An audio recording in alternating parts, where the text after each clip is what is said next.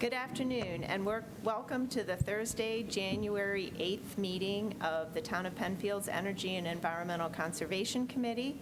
I am Cynette Cavaliere, the chair, and I'm going to start the introductions of the committee with Sarah, and we're going to go counterclockwise. Hi, I'm Sarah Waterman. I am the town staff liaison for the engineering department. Matt Prinzing, EEC's staff liaison for the planning department. Katie Rygg, committee member. Roy Green, committee member. Pat Schichler, committee member. John Bennett, committee member. Steve Daly, committee member. Mark Valentine, town engineer. And John Getz, town council member liaison. Okay, and we're very excited to have John join us as that liaison for the town board. And I am also really excited, and what a great group. And I was joking with Katie about it. This is one I want. Not that I didn't want the other ones, but this is one I really wanted. So this is you're a great group. So thank you for your work. It's good. It's good to feel wanted. Okay. We'll get into our agenda then. The first item is the review and approval of minutes from the December 11th meeting. May I have a motion for approval? So moved. A second? I'll second that. Okay, good. Is there any corrections or clarifications needed for the minutes? I have one Okay. correction. I wasn't present on December 11th for the meeting. The minutes reflect that I was present and I wasn't, and consequently I did not vote aye for anything at the meeting as well. So I would ask that they be corrected to reflect the. Thank you for clarifying that. Good. We missed that. Do you want to go over the other change? Yeah, so we're also updating. Pat had mentioned that there was some capitalization that she wanted changed. And Cynette had mentioned she wanted one comment clarified between when Ari had brought up that that Katie's comment regarding having the RTA, Regional Transportation Authority, come in and talk with us if that was going to be part of or addressed in the active transportation plan. And Cynette just wanted more clarity, but I was going to ask Ari, but she wasn't here. We decided that the language was accurate, but we may just want to follow up later when we actually have the recommendations from Colliers on the active transportation plan to see if that is one of the recommendations. Cynette also wanted to make sure that having the RTA as a potential speaker in the progress document reflected. So that has been changed. But yeah, I think other than that, that reflects all of the changes. Okay. Anything else? If not, we'll call the question. Okay. All right. For the vote, Daly? Subject to those changes, aye. Yes. Bennett? Aye. Schichler? Aye. Cavaliere? Aye. Green? Aye. Rygg? Aye. Thank you. Okay, and our next topic is our speaker, Mark Valentine. So do you have an introduction for him, Matt or Sarah? So we previously, at another meeting, discussed possibly having a presenter on the town's municipal stormwater permit. So we, knowing there was going to be a little more time at this meeting that we could potentially fill, requested that Mark put together a presentation and talk to us. So with his presentation, I will ask that you save your questions to the end, just to make sure if he's covering it in the presentation, we don't ask them too early. And I'll let Mark start. And thank you for coming. Yeah, of course. I recognize many people. I used to sit on EEAC, EECC several years ago, so a load of those that I haven't seen in a little while, and welcome to others. But thanks for having me. So I borrowed some of the presentation from the Monroe County Stormwater Coalition. I do have a lot of slides. I will go quickly through them. We'll provide you a copy of it so you can read the finer detail of it. Some of the initial stuff is just kind of background stuff for your information and more to read later on, so I won't read through it. But these are the regulations that we need to follow as the town. So we're a designated MS4. I got a slide coming up of what that is, but it started with the Clean Water Act, and then through the years, they've added, more and more regulations, more advancements that's, required what we've had to do and how, we do reporting, documentation, everything else. So MS4 comes through municipal separate storm sewer systems. Penfield is designated as well as 29 other communities within Monroe County. So we've joined a coalition of communities across the county in order to work together. As I get into it, there are 6 different measures we need to look at, different things. So using our money, using our resources, we've kind of banded together as this coalition. I do sit on the committee as an executive committee member, but us and many within Monroe County being duly designated by the DEC, they basically pass down the requirements, regulations to us. So now we've got to go out and enforce construction site inspection. We've got to do public education. We've got to do a lot of different measures that they kind of once have done, and then they oversee us by, an audit process. And I'll kind of go through that. So again, the different permits that came out originally kind of started back in the early 2000s. And then you can see it's supposed to be every 5 years. It's kind of stretched beyond that. The next one is supposed to be in 2030. We'll see if that happens, but there are very regulated things that we follow, each and every day. And again, not looking for you to, look at all the numbers, but we'll provide you that later on. So the last kind of the phase 2 requirements, came out back in the day. You kind of did stormwater management was quantity only.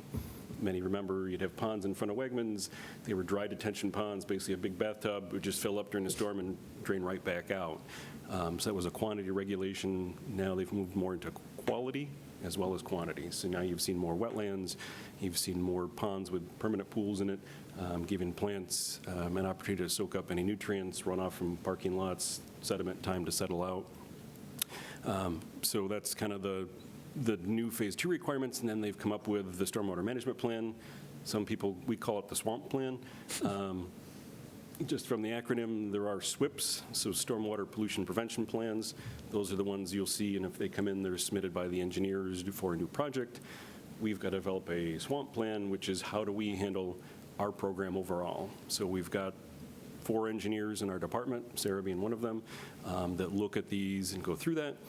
We've got to come up with a program plan. If we all get run over by a bus tomorrow, let's hope not, how do they pick up that program? They pull this book off the shelf, they go to the, our data and say, here's how our program's written out, here's exactly how we do it, and our current one is on the website today. So if you want to look at our current SWMP plan, we're working on our update for 2026, so that is out and available for it. So those 6 minimum control measures, and this is, again, comes from the DEC. The first is public education and outreach. Tonight is one of those opportunities, education for committee members as well as the public watching at home. Public involvement, participation, we've got that. Obviously, this committee, we have watershed committee, people come and share their feedback, and then obviously the town board and other boards to hear public's comments, concerns. The illicit discharge and detection and elimination program. So anytime we see 2 different facets of that, if we see somebody illegally dumping, something going on, we have a spot on our website you can post and say, I've seen stuff. We've had people call, and we have carpet cleaners parked over top of a catch basin. They were just basically emptying their tanks from the day. That goes to us, that goes to DEC, you get people on it immediately for it. The second part of that is us going out and looking at outfalls. Matt has been running that program for us for several years. Looking at the end of the pipe, you've got to look after a 48-hour time frame, make sure you're looking hopefully at a dry weather condition. Do we see toilet paper coming out? Toilet paper shouldn't be coming out of a storm sewer. Do we see oils? Do we see soap suds? Obviously we've got a problem, an issue, either an illicit discharge or accidental cross-connect. We go out and have to do those every 5 years. We have to look at every end of pipe that we have. So Matt works on those, continuously to keep up on that. Minimal control measure 4 is construction site stormwater. So that's typically when we see development. So any new development comes in, they prepare that SWIP, they show an erosion sediment control plan. That's the stuff that this group looks at as well as our engineering staff. The post-construction is the design of the ponds, wetland mitigation, how are we going to manage the stormwater now that the development's there? And then the after is the pollution prevention. That's how do we manage our town facilities? How do we manage our DPW? What do we do for sweeping of roads? How do we manage our town hall? Make sure we don't, dump buckets of floor cleaner outside the door, manage, that is managed properly as well. So all of those come together in what, the stormwater management or that swamp plan is how do we, as a town manage all of those, pieces and parts together.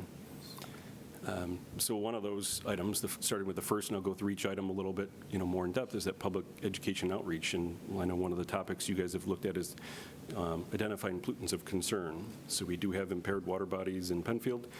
We have impaired Irondequoit Bay. We've got, we call it Commission Ditch, but it's the upper end of Thomas Creek. So we've got areas in town that are impacted streams, and then we've got to look at, as the engineering department, as stuff comes in, if it's a development area, how are we handling those? How are we targeting if there's phosphorus? If there's fecal coliform, what do we need to do and look at to make sure, this new development, doesn't make it worse and hopefully, makes that better.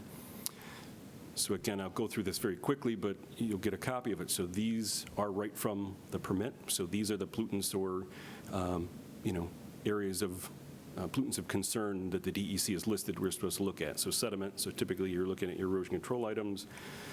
Nutrients, obviously this area is high in phosphorus already. If you go buy a bag of fertilizer from Lowe's, we have zero phosphorus fertilizer sold locally. It's nitrogen only since we are high in phosphorus already. And then obviously looking at, bacteria pathogens, we do pet waste stations, pick up after your pet. We've got things out for that. Obviously, those also can come from septic systems. So that's why we look at areas of expanding sanitary sewer. Can we treat it in other areas? We don't manage septic systems internally. Locally, it goes through Monroe County Department of Health if there's new things, but I know the regulations, if there's a sewer nearby, they won't let you expand your septic system or do major repairs. If there's a sanitary sewer, they'll make you, spend the money to transfer over.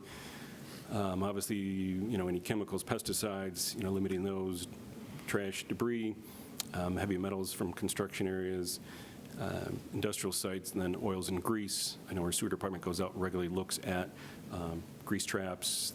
They see it come up, in our pump stations. We've got a lot of, they call it fog, fats, oils, and grease, but we do get a lot of impacts to our pump stations. A lot of flushable wipes, which are not flushable. Your local sewer department finds them, and pretty much every day, I think we have 29 pump stations in town, and at least every day they're taking one apart to take out the fats, oils, grease, and or non-flushable wipes that, end up in the pump station. So that's an education effort that, we put out, fairly regularly. If we have an area, we'll go paper the neighborhood and say, hey, we're seeing a lot of, stuff that's going in that shouldn't, and then they, through this fire marshal's office, do the inspections of the oil separators and make sure those are in place and operating properly. So this, and again, shout out to Matt, prepared this from our public viewer. So I think all of our graphics tonight, so those here and at home watching it, this is the data that we have currently available right on our public viewer. You can pull up, toggle on the layers and whatnot. So this shows all of our different watersheds in town. The Finger Lakes kind of go southeast, Commission Ditch, Irondequoit go south into Perrington, and then head towards Irondequoit Creek. Others go west, and then the ones to the north head up. It's a little hard to see on this graphic, but the ones that are kind of in that tannish brown, the creek stream area, those are the impaired water bodies. So you've got Commission Ditch, you've got Tufa Glen, Shipbuilders Creek on the north end, and I think there's one last little piece of 4 Mile that has some impairment on it, and then obviously Irondequoit Bay is an impaired water body as well. So here's kind of a close-up, and again, off our public viewer, we can go in and turn on the different layers. So as of January 1st, the DEC got rid of all of their mapping, so the state DEC said we no longer have official maps. They still have layers and mapping of what it was, and then they've added these informational areas. So these are areas that may be wetlands. So you've got to do some additional determination, delineation to show whether they are or aren't. So that Matt's got that on, that's that purple layer. And then in the middle shows that impaired water body line. And then when you go in and click on it, So we can go click on that and go to the next level. It'll pull up. So that's clicking on that line. It pulls up right from the DEC's website. Matt's got it linked there. So it says dissolved oxygen, fecal coliform, and phosphorus are those pollutants of concern in that stream itself. So these are all tools, elements we use in our daily reviews. So we get a project in, see where it's located, use our own data to kind of go through, click on these different things, and then look at, here's the issues with it. What is their stormwater design to hopefully, lessen the impact to these things? If there's fecal coliform, what's going on in the area? Is there farms nearby? Is it a septic issue? But those are directly linked right into our GIS information. And then one of the focus items in this, so we're going into year 3 of this new permit. So each year the DEC has different tasks we need to take care of, and I've added that at the end as a little checklist showing what we've got. But one of the items they've added is focus areas into year 3 through 5. So we got to look at more of our commercial areas. They want to target commercial. They want to target industrial as areas of concern, obviously higher density, more potential for vehicles, other garbage, trash, floatables in that.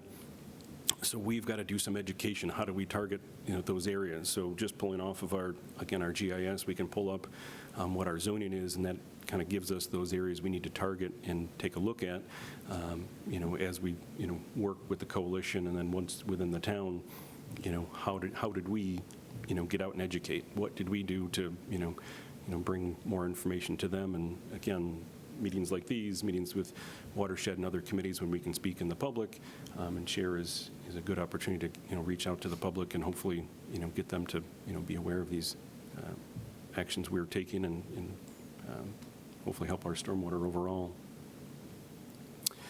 And then I just added, this is some of the stuff, I don't know if anybody's seen on Facebook, the coalition is working on different things for little videos on Facebook and different things that they can put out there just to tell people to, pick up the parks, clean up after your dog, understand that the water that runs into the catch basin by your street doesn't get treated anywhere. It most likely runs down your gutter, runs into your catch basin, goes to the end of your street, and then either into a pond or directly into a stream. We've done surveys through time, and unfortunately, a lot of people don't understand that. They think, like a sanitary sewer, you flush your toilet, that actually goes to a treatment plant that gets treated before it gets discharged to the lake. The stormwater in your neighborhood and your street most likely is in your backyard or the creek that your kids are playing in, and I think people think that it gets treated somewhere. If they're dumping soaps or they're dumping oil, it gets cleaned up, when unfortunately it just kind of goes down to the pond at the end of the street, and that's where it ends up, and then that's when you end up with algae blooms and other stuff that can cause issues, and then people wonder why beaches are closed in the summertime and have different impacts. So number 2 is public involvement, participation. Again, complying with open meetings laws, having our swamp plan available, one for public feedback. We bring that to the Watershed Committee. That group is our sounding board for that swamp plan, sharing that with them. And then again, it's on our website for public review and response to that. We also have an annual report. So we have to report how many catch basins we inspected each year, how many outfalls did we look at, how many times did we sweep our roads, how many times did we sweep the parking lots. We've got reportables each year. We go back, how many brochures did we give out? So we count the brochures that are in the library, how many are in the town hall, how many meetings did we talk about stormwater at. So all of those we take credit for, and as well as across the coalition. So we do submit kind of our own submission, but the county sends in a submission as kind of one, but then obviously Penfield needs to stand on its own, and our program needs to stand for itself as well. Item 3 is that outfall mapping. We are currently working with an engineering firm to map all of our storm sewers. So we have a map today that shows, if you go on our website, it shows fairly closely where we have our storm sewers. Town board has supported us within the next 5 years. So by year 5, we're supposed to have all of them survey mapped. So right now we have an engineering firm out getting rim invert, pipe size, pipe type, everything. So at the end of this, we can do a model system of all of our storm sewers, sanitary sewers. So as we look at sewer capacity, we've done smaller studies in different areas, but we don't have an entire system. Our system is mapped out, some is as-built, some is rubber sheet stretched over old maps, others is handheld GPS unit accurate within 3 to 5 feet. So our system is kind of a conglomeration of all that right now, so we've got a pretty picture of what we have, but now we're working on that next level of survey grade for all of that, and then that rolls into the outfalls as well, and then within that 5-year period, we need to inspect all of our outfalls, so it's kind of a rolling basis, go out and look at it. Some years we're busy and you get 50 done. I think we have 385, somewhere-ish, 350-ish outfalls. Yeah. So within a 5-year period, whether you do 75 every year or, 300 in 1 year, and you've just got to get through that whole thing within that 5-year time. So obviously, we talked a little about, sources of illicit discharge, obviously, sanitary wastewater, septic tanks, car wash, people cleaning their cars, laundry, as well as accidents. So, part of the program, I know everybody here is familiar with Eco Park, but then we've got the hazardous waste drop-off. We partner with Webster every other year. It goes back and forth, but educating people to take your hazardous household waste to those places rather than throwing it in the trash. Take your stuff to Eco Park as you can. Wash your car on the lawn, not over, a catch basin. So it's an ongoing education effort, by us as well as the county to make sure that, all of that information is disseminated to the public. This is one outfall we looked at, took a picture of, and I won't name who, but somebody was, and it wasn't the town, was washing out a paint sprayer over a catch basin, and then we got calls from downstream. Why is the stream white? And I'm like, what are you talking about? Go out there and go, yeah, the stream's white. Okay, so that's part of that illicit discharge is tracking upstream, and somebody's up at the top of the stream. It was almost a mile away washing out something, and you could see what came down. So kudos to the public for calling us to say something doesn't look right here and getting it into us, and then going out and tracking it down, and just education of people going, I don't know, I was told I had to clean this out, and they didn't quite know what and why they were doing it, but obviously the impact to the stream and with paint going down the creek or coming out of a pipe obviously is never good. So this is that pretty picture. So this is Newbury Park, just across the street from where we are. So that kind of shows all of our pipes, catch basins, locations, where all that collection system is. So if we see water discharging at an outfall come out of the pipe, that gives us, okay, we've got to kind of work our way upstream, go up to the next manhole, pop the manhole. Is it coming from the left or the right? Okay, it's coming from this way.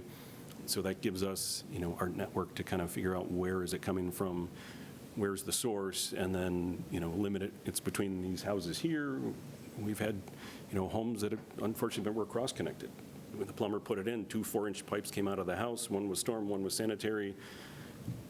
Plumber connected them to the street, and no ill will was done. But, we've had homes that have been connected for years, and their sanitary is going to the storm sewer and vice versa. So, once you figure it out, work with the sewer department, they can go out and televise, run dye tests, go in and ask people, can you flush this down your toilet? And then hopefully you see the, the bright green color come out in the right pipe or the right, right location. We've ended instances where it hasn't. We've switched those and, gotten stuff fixed and flow in the right direction again. And then this just shows across the county. So this is not just a Penfield thing across the county. They've got to show all their outfalls. We share our data with them. This shows all the, the pipe connections and where those discharge. I don't think the city is included in this. That's why there's a little hole in the middle. The city is also a combined sewer, so they handle theirs a little bit different. So theirs gets treated to the best extent practicable. So there's some is sanitary only. A lot of the city is combined storm and sanitary. Heavy rainfalls, unfortunately, it doesn't all get treated. Penfield is a separate system. We have storm, we have sanitary. We don't have any combined sewers within Penfield. As I said, we've got that reporting, so this is just a sample of that sheet. It says this is the overall sheet from the county, but they say how many outfalls were mapped, how many were inspected this year, how many issues did you find? We've got to go through that every year and then denote how many outfalls or cross connects we found, how fast was it solved, what did we do to mitigate, and resolve that piece. So item number 4 is that construction site runoff control. Again, a lot of words. I won't go through all those, but that's the development of the SWMP by the engineer. What's their plan to manage erosion on their site? You're obviously clearing trees. This group, looks at the EPODs we've got, looks at the tree cover, but then how during construction do you manage that site? What's your plan? How are you going to control that? How is that done? In the engineering department, we look very closely at that. We take training classes in that to make sure that we understand the latest and greatest, and then make sure we go out and inspect the sites at a minimum of once a month. We're required. The sites are required to inspect at least once a week, and if they're over 5 acres, it's twice a week, or if they're next to an impaired water body, it's twice a week. So they send those reports back to us. We look at those, say, hey, something seems to be up, and then we'll go out ourselves and look, but we look at everything once a month from the town for an official report. Obviously, we're out more than that, driving around, taking a look at different construction sites. And then again, we've got checklists. So the state puts out checklists. As we review a SWMP, we go through and make sure everything's there. So just to make sure that, we're, not missing anything, we use these checklists, go through, check the SWMPs, make sure they're not missing anything, make sure certifications are there. There's training required by a contractor on site, needs to have a certification, so we make sure that that's there. We go through that stuff at the pre-construction meeting. And then as the planning board, town board, whatever board gives their approvals, there's still review process after that. We finalize before we sign off on Mylars, and then we always have a pre-construction meeting for any bigger project to make sure the contractor's sitting across from us. They understand what we require. They understand what we're going to be looking for. They understand hours of operation. They understand the expectations. Stop work orders are, can and are used if people aren't doing things properly. So we make sure that, everybody's on the same page before we get going on a construction site.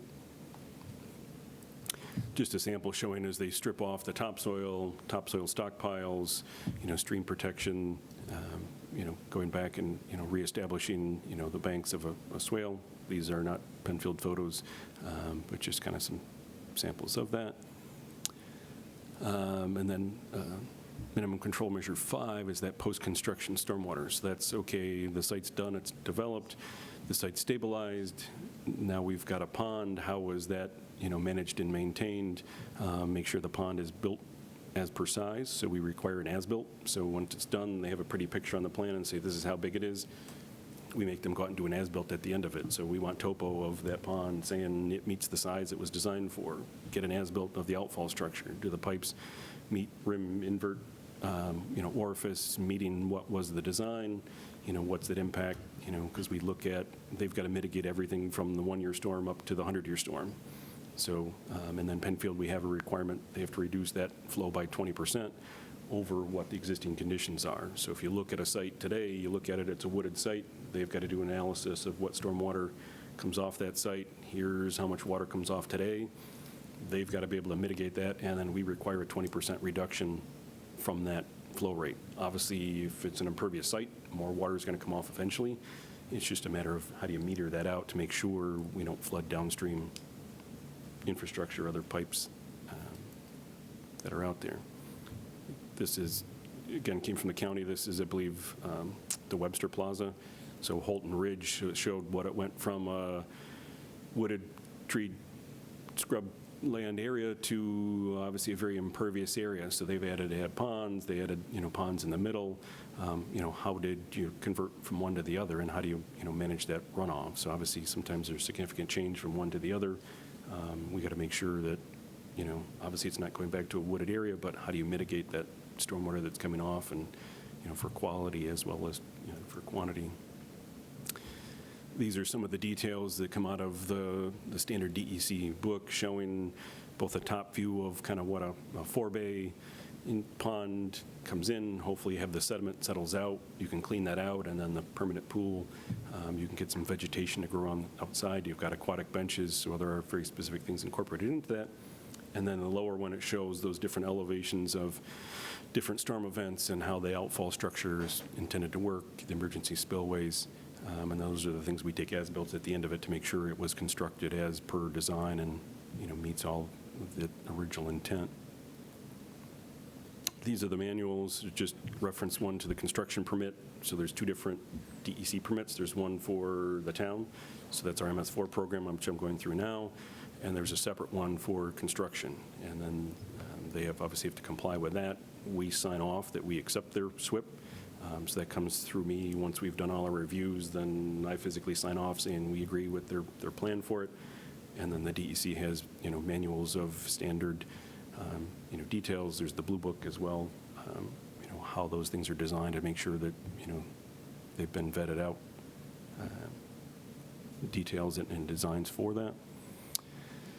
Item number 5, and I don't know how I'm running on time, but just making sure to get through all of it, but I know I'm throwing a lot at you quickly. So the post-construction, again, now that we have it, we've gone around a couple of different ways. Penfield has looked at, do we put a pond on a private property? Do we have it under an HOA, or does the town own it? We've done all three. I don't think anyone's perfect. So we've got some ponds from an entire subdivision that's on one person's parcel.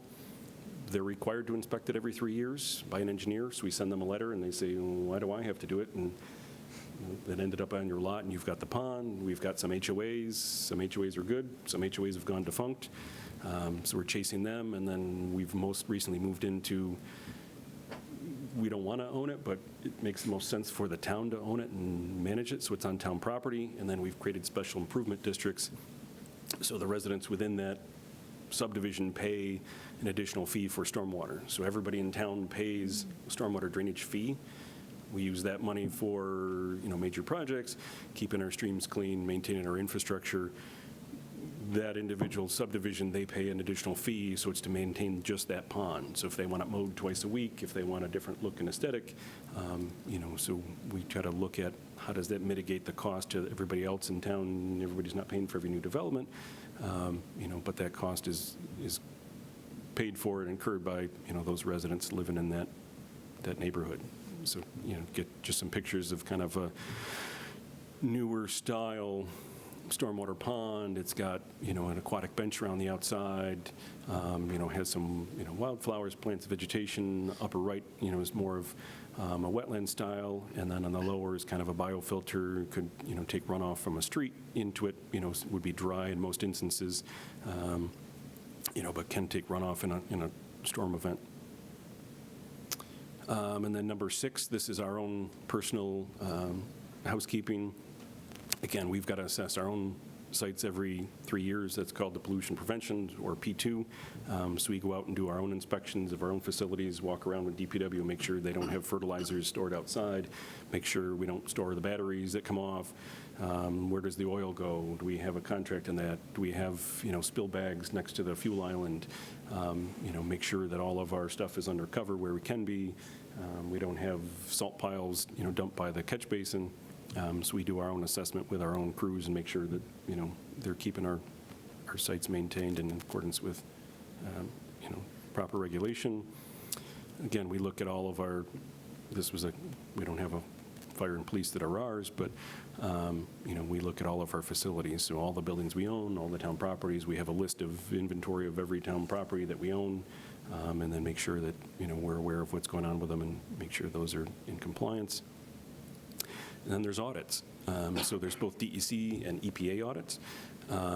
We were audited by the DEC in late December, right before Christmas of 2019. So right before COVID, they came in, we had a day audit from them.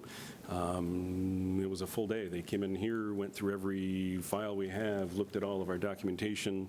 In the morning, we had to, basically their issue is if it's not written down, it didn't happen. So we can say we look at the sites every month. They go, where is that documented?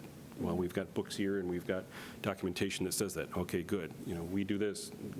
Show us where you've documented that. So if you didn't document it, it didn't happen.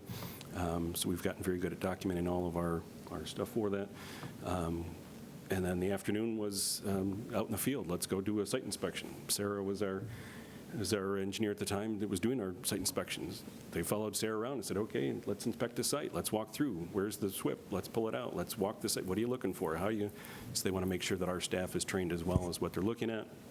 And then finally, they walked around our DPW facility and wanted to look at our own facility area. So they picked 2 construction sites to look at and then looked at our own property. And happy to say that we passed. We got it satisfactory, which is better than most communities have. So, but then that's education of our own staff members and, making sure everybody is on board and everybody, across our team knows what's going on and what's expected. We've not got EPA audited. I hope we don't. That's a 3-day audit, but, that's always looming out there as well. So we're always looking at, kind of what's next, and hopefully it's not coming, but we'll be ready if it does. So this, actually the top left shows our audit of the DECN and sitting here in this room going through our documentation. This was an 80 slide, but doing how to do an outfall inspection and out in the field walking through a construction site. So they want to make sure you really know what you're doing and what's going on. And then I threw I think I've got 3 slides left. So this is that checklist for the next 5 years. This came out from DEC, so we've got to complete and submit our own NOI that had to be done in the first 45 days. That's done and completed. We've got to do water quality strategies, that's within the first 6 months. We've done that. We've got to, so this is a document from the DEC going through, and you can see MCM 1, 2, 3, and then there's years behind each one. So we've got to track through that. So we just completed year 2. We're going into year 3, and then there's items in year 3. Comprehensive system map falls into year 5, but we've been working on it already. I'll be back before the town board, asking for funding again next year for it, but we've, allocated money to it so we can be on top of that and, get ahead of it. But this is a big part of what the engineering department does every day, is keeping up with this, MS4 program and maintaining it and trying to make sure that, we stay on top of it. This was just a little informational item. So this is, and we've got access to rain gauges across the county. So the county maintains, and that little blue blob was snow the other day when I took the thing. But so basically it shows rainfall that it's coming. And then we've got 2 USGS stream gauges, one down on Allen's Creek and one on Arundequoit Creek. And then those show as the water's rising. So we track those during storm events as the storm comes in.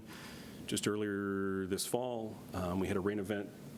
It rained hard overnight. DPW said we ran down a panorama. We took care of everything. There was some debris. We cleaned it up. I looked at the stream gauges, was rising, and I said, no, there's more water coming. You guys better get back down there. They went back down, and then, that's when it starts coming up out of some of the catch basins. You've got Brook Hill Apartments. You've got Tops and other areas that get impacted later on. So, we were able to kind of monitor those gauges and see those levels were still rising, even though kind of the water was gone from here. Obviously, the watershed from Arundequoit Creek and others keeps coming down to us, so we use those quite often. We've got a rain gauge at the DPW that's kind of that far northeast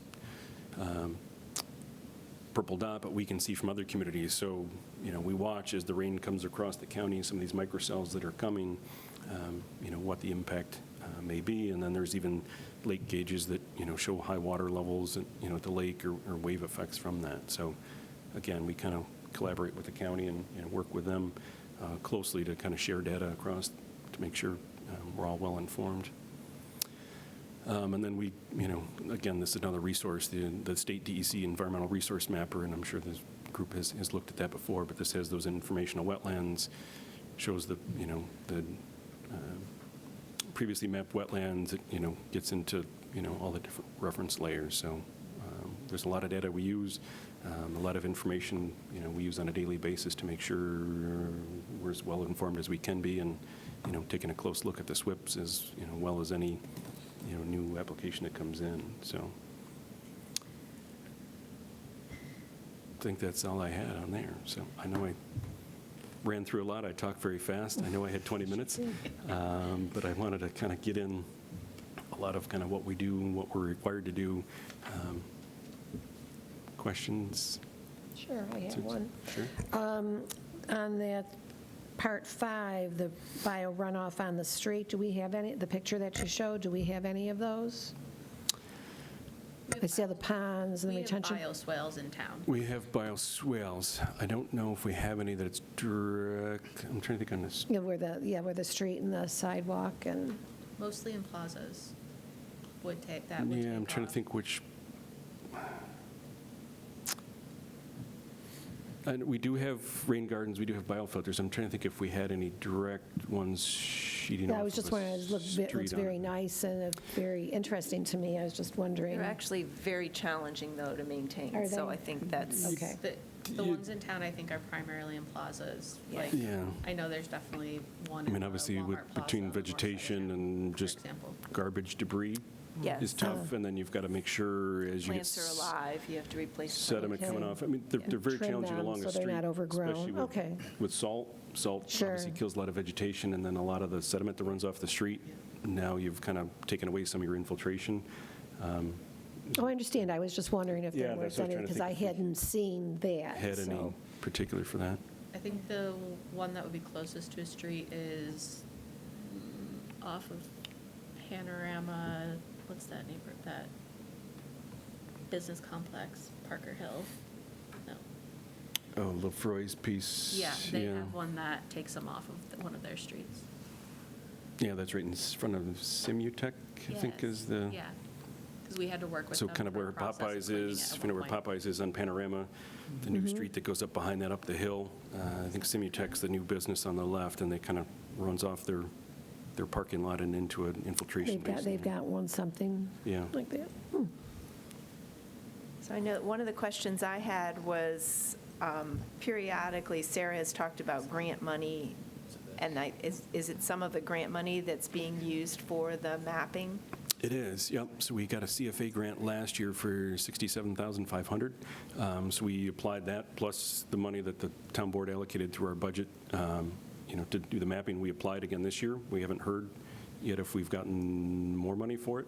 But obviously, we've got, we have greater than 4,000 catch basins. That doesn't count manholes, sanitary. And I unfortunately know that number because there's a new requirement in the permit that we've got to look at all of our catch basins, do an inventory of all of them, and then do inspections on them. So every community, that's kind of one of the biggest things we're looking at and may struggle with going forward, is looking at all of our catch basins and then doing maintenance on them, whether you got to flush them out. It's especially the ones that have a deeper sump in them. So most of ours have a lesser sump. It was older, you used to have more of a sump in it. New style doesn't have as much. There's pluses and minuses to both. Obviously, the sump's there to collect kind of debris off the street, and then you got to For- vector it out. But For obviously, to maintain. clarification, the sump is the space below where the pipes flow. Okay. thank you. I was wondering. Thank you for clarifying. No problem.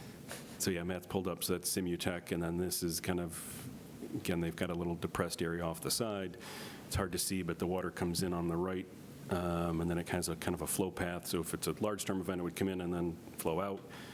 There's a kind of a sinuous, it runs to the back and then comes forward, before the outlet to give it more, time for infiltration and, any sediment deposit. Are there more questions? I have a question. How often do you have to take tests or like for BOD or metals or any of those pollutants that you have to monitor? Currently, only if it's suspect. So that is something I believe that is coming. Right now, we go out and do our dry weather flows, look at it. Hopefully, there's no water coming out of it. Sometimes, obviously, we all have sump pumps. Your sump pump may run even on a non-rainy day. Some people's run 365. There's sump pumps, so you will have some water. So right now, currently, we only have to test if we see something and there's an issue. Most often, when we see something, it's toilet paper or something else, we track it down and eliminate it, and then it's gone away. I foresee that coming in future ones, that we actually have to do sample testing. There are some test kits that the county is developing, kind of some basic pool test kits. You can at least see if it's chlorine, see if it's phosphorus, see if there's basic elements to it. If that doesn't identify it, then you'd have to do a grab sample and send it off to a lab and see if there's something more in it. But right now, we don't do water testing of our outfalls. Okay. If it's suspect, we do have the option to have the county come out and do some testing. Yeah, that's what I said, yeah. If we look and say something's really going on here, then, we can do samples and have sent stuff off to the county before, but the first is to kind of track back, see what it is, and you see soap suds or something, and somebody added a laundry in the basement, or, just add a little cheater pipe into their storm sewer, thought that was the closest one, and then just find out, the plumber tied into the wrong pipe, and, if we can eliminate it out of that, is usually the case. I had one more question, because you mentioned that the public can review the plan and some of, like, your part of your annual review process. Yep. How do we find that on? It should be under our drainage section on the website. So our swamp plan is up there from last year, and then our annual report gets posted every year. I think it's required to be up for 30 days by DEC. We've just typically left it up until the next calendar year, and then swapped it back out. If it's not easily Okay, searchable, we can thanks, Matt. share it. I have two more quick ones when you're done. Sure. So you said we passed the audit. Do they give advisement or suggestions, though, within that way you've passed, but maybe Yep. this is a good idea? They sent us a letter saying, here's the things you need to work on. One was Okay. the certification of our stormwater laws, and we recently just did that. So that was something we had to wrap up, countywide, but they gave us a letter back saying, here's stuff that you need to work on. We provided a response back saying, yep, we're working on these items. But, yeah, we've completed that piece, and then we'll wait until our name gets pulled again, hopefully not Okay. And that too was- soon, but, It was actually 2021 we were audited. was it? Okay, thank you. And the last thing is, if you notice a storm drain, like along, or I'm assuming it's some kind of a sewer drain along the street that's almost totally covered over with vegetation that you could barely tell that it's, I'm assuming that's probably not a good thing. So who are we reporting to the town? I mean, you can, report to either engineering department. I mean, that would go to the The DPW. engineering? That's Okay. if it's you see vegetation growing out of it, catch basin full of leaves, you can send it to the DPW. That's something they can get out and, maintain. Our sewer crews are out, they flush the sanitaries, but they're also out flushing the storm sewers to make sure that those are obviously functioning I properly. mean, I didn't know if it was a homeowner, Matt's- responsible to keep it clear, go out and weed it, or, I mean, it just looks like vegetation growing. We appreciate it. I mean, I've got a catch basin by my mailbox. I go out, I make sure I rake it off, clear the snow off of it. We just had, snow covers it, and also you get rain on snow events. Those are kind of a lot of the nuisance drainage complaints. People say the street's flooding. If people can go out, similar to clean around your fire hydrant. If you want to adopt the catch basin in front of your house and clear it off, obviously that helps everybody. It's officially the town's responsibility, but I Okay. think if everybody can kind of do a little bit, But there's a link. that helps. So if you want Oh, to the link. report, Where? then you can Thank go you. to that drainage page that Matt showed us just before, and as you scroll down, he's showing you where you can click to do a service request. Okay. And anybody can do that service request. Thanks. Can I jump in with I think I actually have two questions. So one of them, you touched on the situations where subdivisions developed and the subdivision developer presumably dedicates the retention pond to the town. Is that a case-by-case evaluation, or is that It is. now like policy to mean, it's- dedicate it to town? I mean, if it's an HOA or, if it's Wegmans Pond, we don't take ownership. Wegmans owns it. It's, so any commercial development, that's theirs. If it's been residential, it's been policy as of late to take it. So one, we've wanted to locate it closer to the road. In the past, we kind of put stormwater ponds in the backyards, which is great. You don't see it, but in a storm event, you don't see it, and it's not easy to get to. So we've tried to move ponds closer to the road. One, it's an easy drive-by. We've got a rainy day event. We're all out in the car just driving, looking, making sure there's not issues, the same as DPW. If it's an HOA, that's case by case. We've tried, at least in the last 10 years, not to put on an individual property. If you're a one-house, it's your pond. One-house development, it's yours. If it's become more than that, then, we've tried to, take it.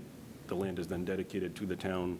We own the town, we own the pond, then we've got the opportunity to go in and clean it, maintain it as needed, and then we create that special improvement district, and then that's, filed as part of the paperwork with the subdivision development. And then for your information, the towns do not maintain our ponds for beauty. We maintain them to function properly. So we will not always go in and plant the prettiest plants, but we will make sure that they work. We've had calls from people saying, I've paid a premium because I've got waterfront lot. So developers have charged them extra to be on the pond lot, and when it's brand new, it may look pretty. Over time, there's algae and there's other stuff that goes with it, and, we maintain functionality, as Sarah said. We don't put fountains in them. We have had residents petition the town board to go in and put a fountain in, but it's been at their cost. They've done a hold harmless agreement, but we don't do bubblers, we don't do fountains, we don't do other stuff. We just need to make sure that it functions properly. It may not always look pretty.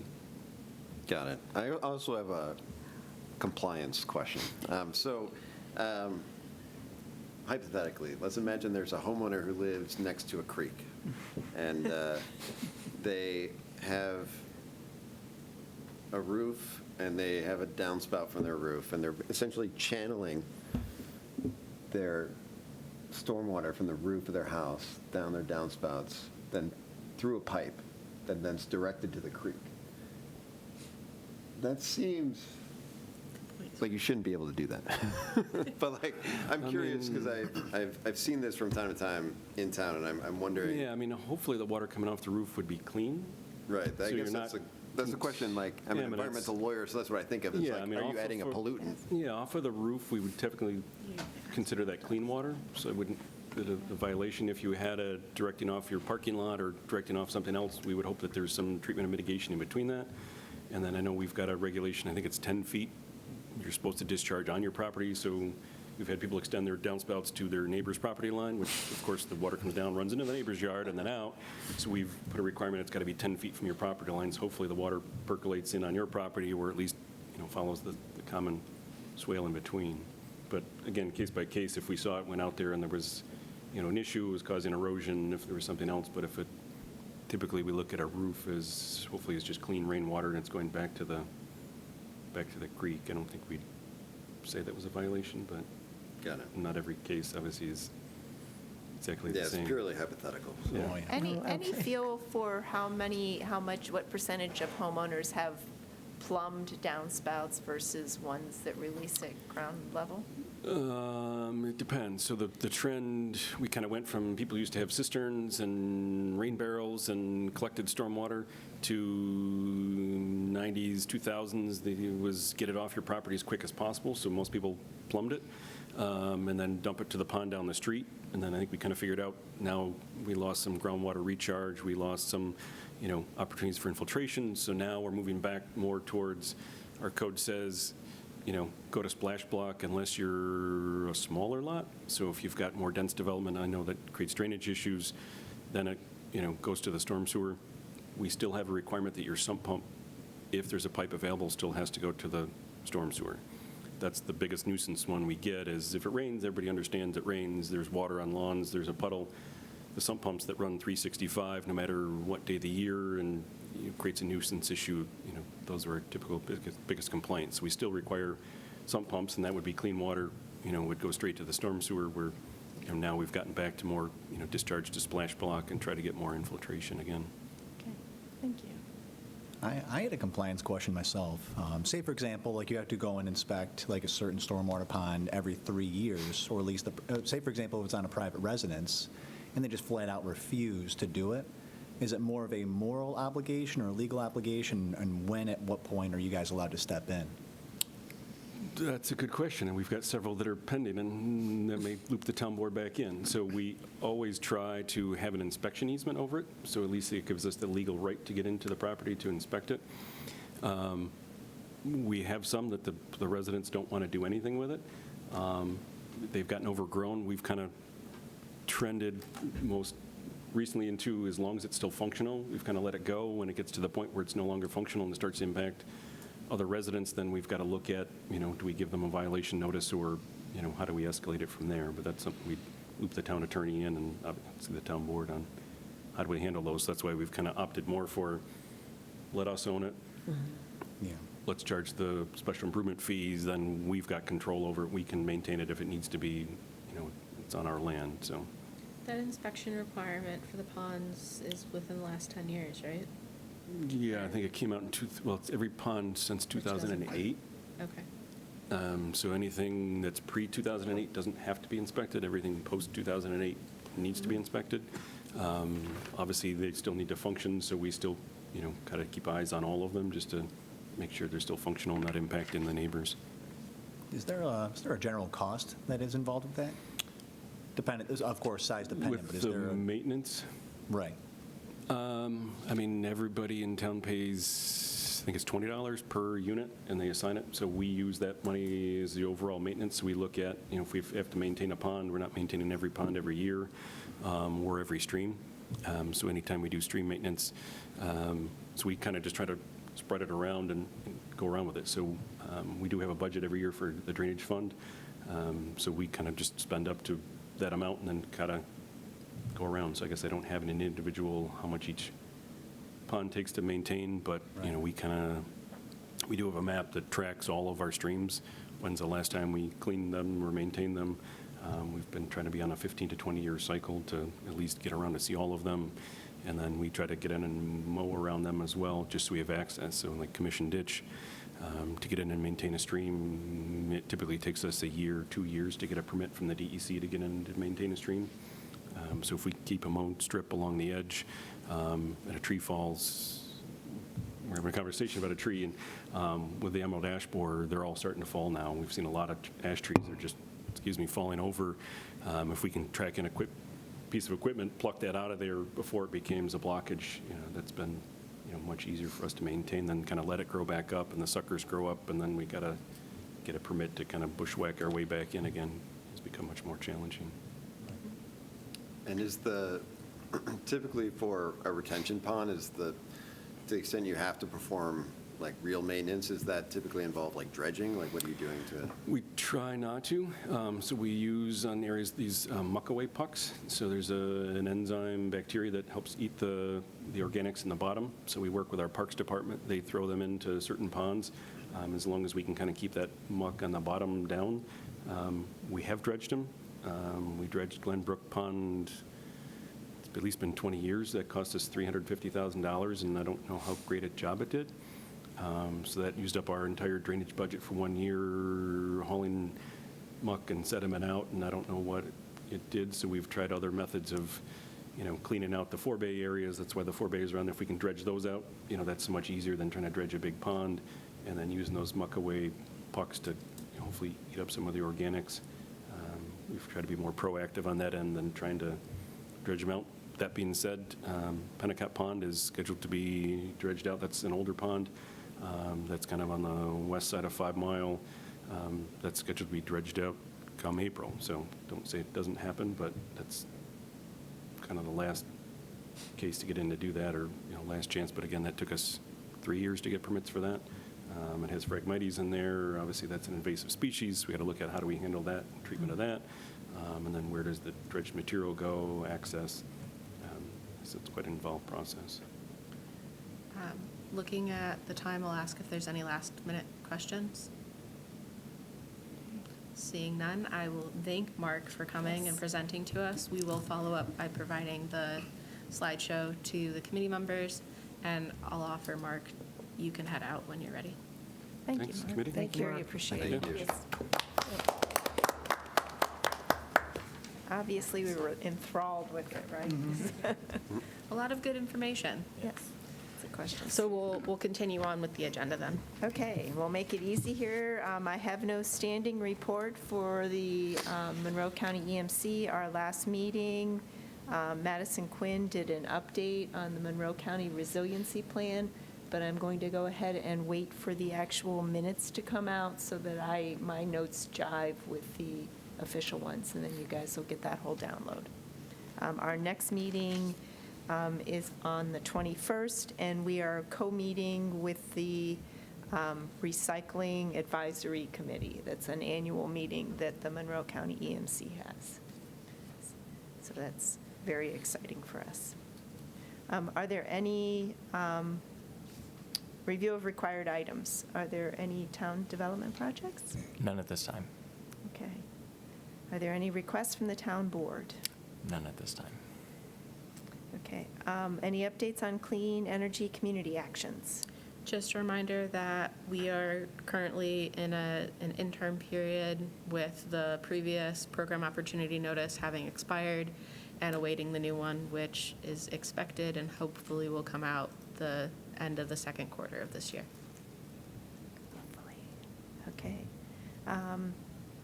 Clearing the review of required items, we'll go into old business, and our first topic is the 2026 Arbor Day celebration. Yeah, so we did place the order for our giveaway plants. We ordered 100 red oak saplings and 100 white flowering dogwood saplings.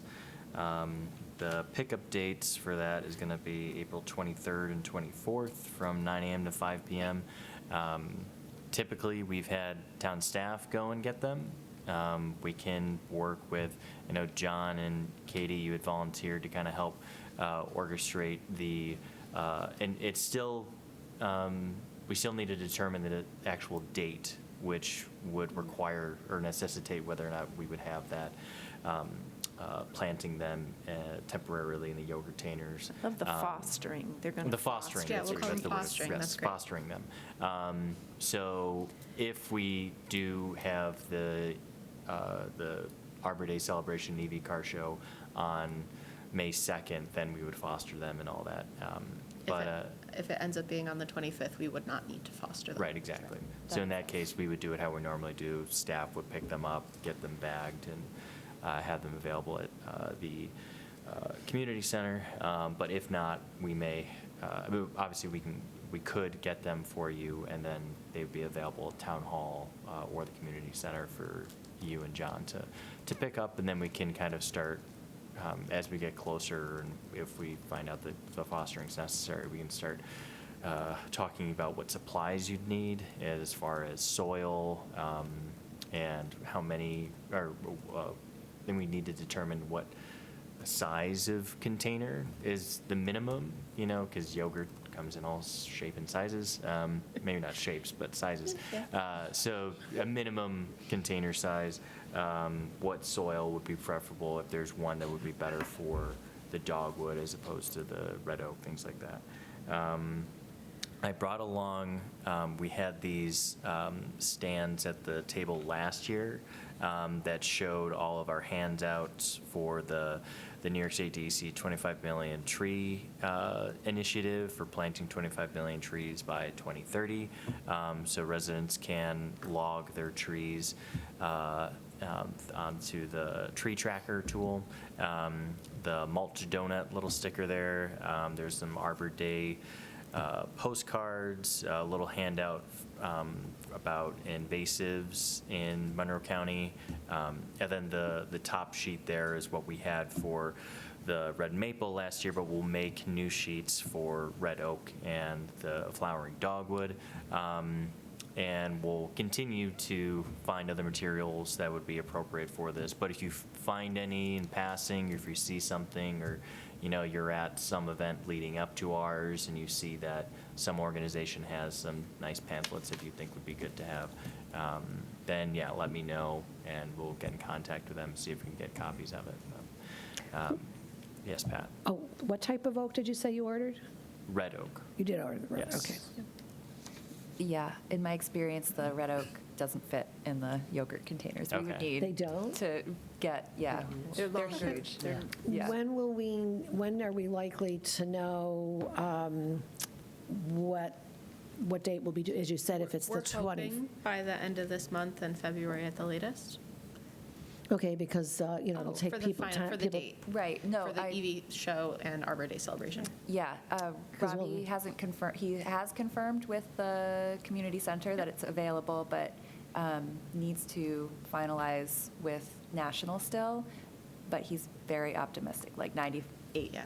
So sure. that's what I'm saying. Hopefully by the end of January, we know for sure, but they just need approval from someone other than us. Yeah. So Penfield's good, but we need the higher up approval for the EV show. So we might need to end up collecting milk cartons or something that are taller or something like that. Well, planters.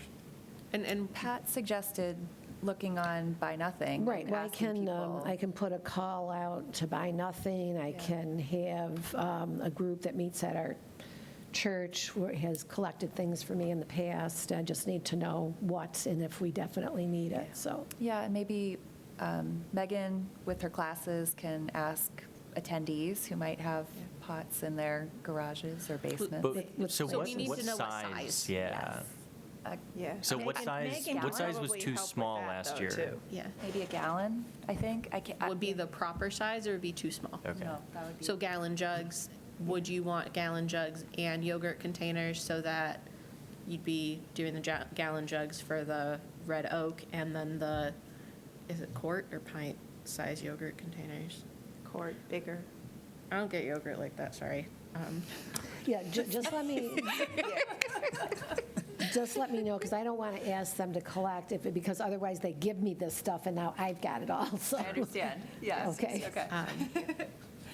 I mean, I don't think I have gotten dogwood to know exactly how large those are. So I'm not 100% sure on that one. But if we get all large containers. Then it that would be fine. Yeah. Then I It's would just a lot more say- dirt. Well, but you put less dirt in it, right? Soil. Yeah. Yeah, soil. Yeah. Not dirt. Yes. Yeah. Depends how deep the root Yeah. is, you know. So then I would say that we'll be asking for gallon-sized containers, whether it's milk jugs or whatever else that people care to donate. And then as it gets closer, if it's necessary, we'll look at the cost of purchasing anything. But we would like to recycle first, or reuse. Yeah. So, committee members, if you can reach out to your groups in whatever manner and ask for those things. If you need to store them, we will put them under my desk. So we only need 200? I've got a big you're table saying? in my office, it's fine. You only need 200, you're saying? Yes. Yes. 200 Okay, but please. it's still not clear whether we No, we don't actually know. need them. Correct, Okay, so I'm correct. just, Right, I know yes. what we How need. about next Yeah. meeting, we'll Yeah. revisit it? I know what Does we that sound- need now, I just don't want to, I won't put the cost Yes. And yet. Yes. if we have a date before next meeting officially, then we can let you know. Sure. So that we can start as soon as possible. Yeah, I think gabled milk cartons also, we've used those in the past, though, because of the What's that? fact- A gabled milk carton, because of the Gabled. height. You know, The cartons, Yeah. milk cartons. when you Yeah. open them Yeah, up, regular- they're, yeah. Like the they're paper nice cartons, height. yeah. Oh, right, okay. They'll take up less real estate as well. They do, they would stack nicely. Yes, Yeah, yeah, so that's that'll true. be, we just need to know what Okay. size is the root length. that we're Great, so gonna once we expect. have a date, we'll let the committee members know whether it's before or at the next meeting.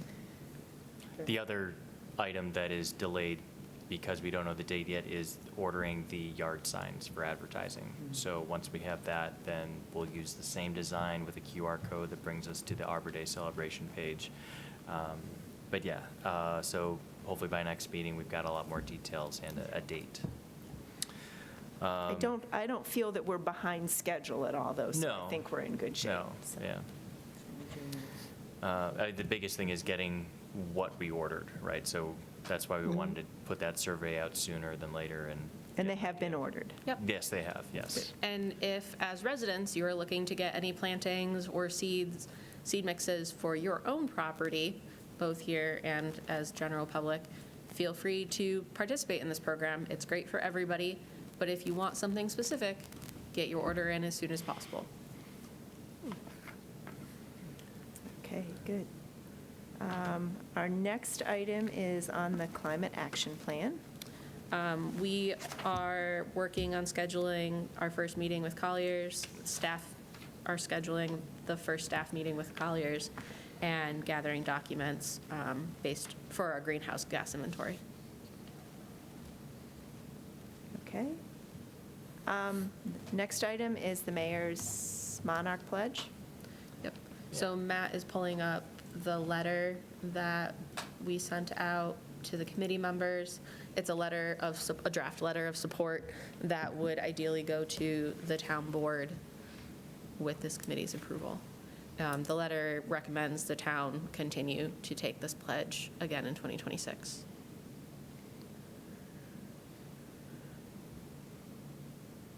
So it's a recommendation from us to the town. To the town board. Okay, town board, correct. And the reason it's in that format is because technically the town supervisor is the one that takes the pledge officially. That's why it's called the Mayor's Monarch Pledge. Yep. Yes. So did anyone have any comments on the letter at this point? This is similar, very similar to the letter that was submitted last year. Would it be, Go ahead. I know this is late, but, Nope, I mean, we're is good. it worth just putting in one sentence about why we think it's a good thing? I mean, there's nothing there that says why it's a positive. I mean, maybe it's clear, but,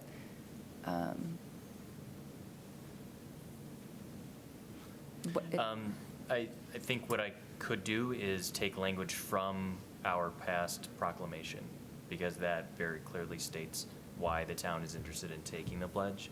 So if that sounds sufficient of borrowing language that we've used in the past, then I understand why. Like you said, it's really just saying, this current letter really just says, we've done this in the past, please do it again.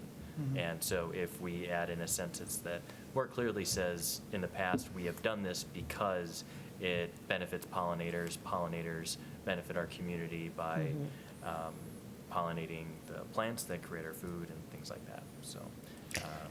Yeah, I mean, your letter, your letter does mention, is an advisory committee on sustainability matters, but it doesn't elaborate. It just says why us, Oh, not. yes, not- yes. Yeah. I'm just saying it doesn't elaborate, so I Yeah.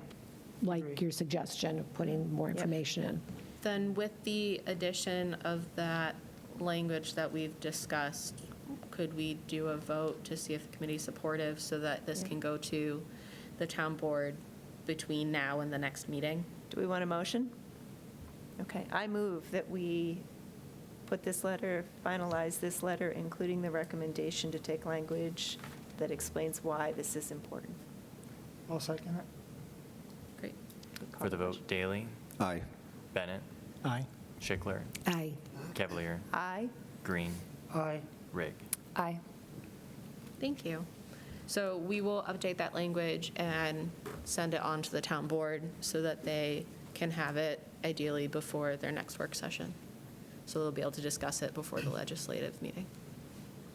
Okay, great, thank you. Thank you for putting that together as well. Okay. Our last item of old business is the EECC progress document. So I think the main changes that we've had since the last meeting is that all of the comments that you added to it have now been integrated. So for instance, native plants at all town/public-facing facilities, all the way down to cooling centers, zero waste landfill, water and soil contaminants, they all now have their own pages. So this last one here, water and soil contaminants, I just added in that we just had Mark come in, and I'll have links to the swamp plan and his presentation added to it after this meeting. But now we can start tracking any answers or comments on these particular topics throughout the year. And just want to add that all of you have access to edit this. If you don't, please let me know. So if you have any other questions, you can just type them right in and document that, and then we can add them into discussions or bring in a speaker to address those questions, things like that. And the other items for the website, so last meeting we were discussing the sustainability at work page. There were a few items that historically we wanted to add in, that because we were looking at just those years from 2021 to 2025, but there were some comments of adding in when the Conservation Board was created and when EEAC was created. We had just when those two parties were merged, but adding things like that.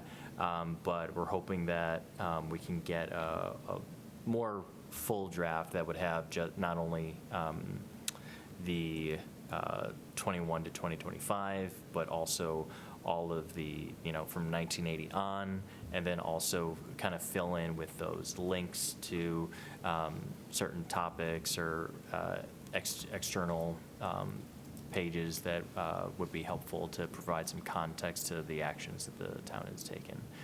We don't have that draft finalized yet, but perhaps by the next meeting, we would have something to share with the rest of the committee. And we'll continue to ask that if you have any pertinent images that you think would be beneficial, to keep it from being just a really, really long page of words, that would be much appreciated if you would share them. And that can range from solar panels on your roof or in your yard to pollinator gardens and all kinds of things in between. Well, I know that like when we had our, when we got Tree City USA certified, like we took a picture with the flag in front of the plaque. We can use that picture, things like that throughout our times here. Yep. We actually took a picture of our whole committee. with Yes, the yeah. flag, I think so, Yeah, yeah. Yeah. that would be fun to have on there. I have to follow up with that too, because I think what we were looking at, maybe we had it for this last Arbor Day celebration. Did we have a Town of Penfield Tree tablecloth? Tablecloth? No. well, yeah, I I think think we it- got ask one for though. I think I she think got it shortly thereafter. There was because- one purchased after, I think. Right, Yes. when we were doing all the active transportation, yeah. Yeah. We'll have to make a note for We're that. very excited about that. Yeah. And to have a Town of Penfield tent if we get to be outside this year. Right, With good anchors. yes. I mean, on pavement, it's a little hard, maybe buckets. Yeah, something like that, Cement. yeah. Interesting. Right, Pat? Yes. All of the above. Okay. Oh, and the Arbor Day deadlines were updated in the progress document too. Oh, good. In terms of, oh, In when terms the of like what reports we are due? ordered and that orders Oh, are due those, on the okay. 6th, when the pickup is, things like that. Okay. And Can at I this go- point, that's more informational. Right. Can I go back to the order for the Arbor Day? So you purchased a small, I'm trying to remember from the different packages, was that one of the smaller priced packages? It was the middle price Yeah. package. The middle price, so Yep. that would leave some money for, you were talking about putting together a handout or something for Native. There is money in our budget for environmental awareness to potentially put together a brochure on native plants. That's what we discussed. Yeah, I mean, ultimately, like the native plant list doesn't really lend itself to a print copy. Okay. Because it links you to all these resources Sure. online. So just printing it and putting into, Lowe's or some, it is not that helpful. It is a great digital resource, but it's not, so we'd have to take some more time to kind of figure out a way to modify it so that it's a better print source. So but the money that, you said, okay, well, it's a lower middle cost package to leave some extra money to work on this. Is that for the staff costs to work on it, if you're not, okay? It would be a printing cost. Oh, you are, okay, so It you're just also- looking at it different. It also leaves room in our budget for if at any of the pollinator gardens in town, we want to put in an educational sign Yeah. that is more than just Town of Penfield, Healthy Yards Monroe, put in this garden. It would be something more along the lines of what's at the rain garden by the DPW that tells you what plantings are there, and it just gives you information Okay. about those and the pollinators. So it's something you'd more likely see on the side of a highway, like at the Sure, rest stops or that kind of thing. like a history plaque. So it leaves room, by purchasing the lower cost plantings, it gives a little more room in our budget to do more this year. Oh, no, I'm in agreement with that. I just figured we didn't specifically mention that when you presented that to us about these different options and, saving some of the money for these other possibilities. We didn't talk about it today, No, thank you for bringing it up. that we had done that. And so should this be a future agenda item, or is this just something you're going to, plan on working on? What can we do? That sort of thing. I think we should talk offline and figure out how we want to distribute the work and what the first step focus will be. Sure, yeah. Okay. Not And that then I'm we looking would be able for to share more more work, information but- later. And just, Okay. just as a reminder, in addition to the trees that we're giving away, what is the current plan for tree planting? We're planting 6 trees at Sherwood Fields this year. It's 3 different kinds, Okay. and I can't remember off the top of my head. We're also planting 6 trees at Rothfuss, but that's separate from the Arbor Day planting. Okay. So it'll be a different time this year, as well as the Parks Department will likely plant some other trees too in other locations. Okay. Can we sponsor a tree as the committee, just volunteer to chip in to put a tree in a place as well? That's a great question that I can look into the answer for you. Okay. Yeah, As in, that'd be like, nice. You take mean- the funds out of the EECC budget to? No. No, I think he Oh. means personally. Personally. Yeah. That's The why I don't committee- have an answer yet. Right. But like sponsor a tree that we put in wherever. I don't believe individual residents have been able to donate money to the town to plant trees at this point. I know that the Frisbee Golf Club has at Shadow Pines, specifically to plant more trees on the Frisbee golf courses. So I'll have to look into it. So this would be our group, not so much individual residents, but as our group. As a group, It but would us be- personally paying. Yes, I get that. I'm just saying that might lend itself, if you're saying the Frisbee group was able to do that, we'd be a group, not I am hopefully. happy to look into it. Okay, thank you. Yes. And just for clarification, it's disc golf, just before they. Thank move you. on. I'm so sorry. golf. Thank you. Disc golf. Disc golf is what I mean. Okay. I'm sorry. They're all okay. cringing. Anybody watching this is cringing on you, so. Something disc I obviously don't play. Sorry. You need to, because it's a lot of fun. Okay. Is there any other old business that we had to cover? Not at this time. Okay, so new business, we'll do our upcoming events. Yeah, so we had an additional one that we wanted to highlight. So we have an opportunity to recycle your Christmas tree, non-artificial Christmas trees, that is, at Penfield DPW. You can bring your natural trees to DPW on, what's the date? It's it's any day until Saturday, January 10th. So this Saturday. Technically, it's till actually the 17th. 17th. That you're allowed to drop Following them week, off yes. until. The 10th is when the first Oh. pickup is, and Right. if that was rained out, then the second pickup will be on the 17th. That doesn't make sense. There's only one pickup. The It'll alternative be- pickup yes. will be on the 17th. I apologize. So residents are allowed to drop off their trees at the DPW near the sign that says Xmas tree. Sign. You- Xmas trees, yeah. Yes, Xmas trees. Then, separate from that, the community groups, Color Penfield Green and the Rotary, are offering to pick up trees from your curb. There is specifically a sign-up, which will help facilitate them picking up your tree and make it very much more likely they will pick up your tree, that you can sign up and have them pick up your tree rather than you delivering it yourself. This is not sponsored by the town.